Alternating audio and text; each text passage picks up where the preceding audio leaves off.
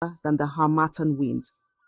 The empty hospital and the whispers of the townspeople weighed heavily on him. It was as though the very people he had cared for had turned their backs on him. As he stared into the distance, lost in thought, a voice called out, "Kojo, is that you?" He looked up to see Kwame, an old friend from his university days. Kwame was dressed in fine clothes, his shoes shiny like polished ebony. His face was full of smiles, but Kojo could see something sharp in his eyes. "Kwame," Kojo said, surprised but glad to see a familiar face. "It's been years!"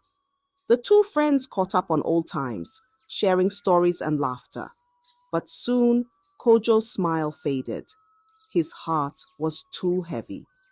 "What's wrong, my brother?" Kwame asked. "You look like a man carrying the weight of the world."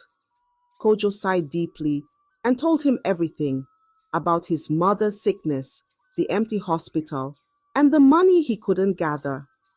Kwame listened carefully, nodding with a thoughtful look. Kwame said after a moment. "There's a way, Kojo, but it's not for everyone." "What do you mean?" Kojo asked, his brow furrowed. "There's a man," Kwame began, his voice low. "He pays large sums for special things, baby placentas. He sells them to people in the city who use them for medicines and charms.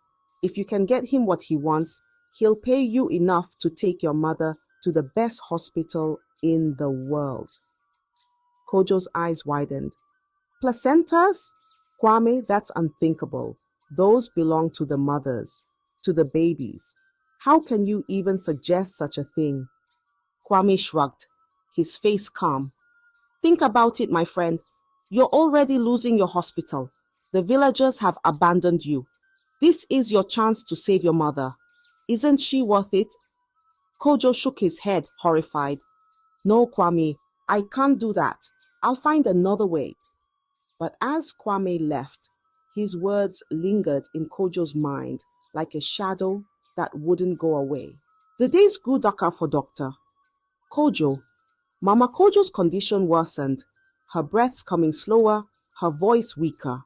He sat by her side, holding her hand, and prayed for a miracle, but no miracle came.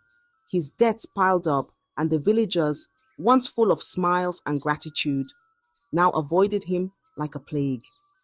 Even his close friends turned away, their excuses cutting deeper than knives. One night, as Mama Kojo lay coughing, her frail body trembling, Kojo sat outside the hospital, his head in his hands. Kwame's words returned to him like a drumbeat he couldn't ignore. "She's worth it. Isn't she worth it?" The next morning, with his heart heavy like a stone, Kojo went to Kwame. "I'll do it," he said, his voice barely above a whisper. Kwame smiled, though there was no warmth in it. "You've made the right choice, my friend. I'll arrange everything." That week, Kojo delivered a baby for a young mother at his hospital. As the baby's first cries filled the room, the mother smiled, her face glowing with joy. But Kojo's heart felt like it was breaking.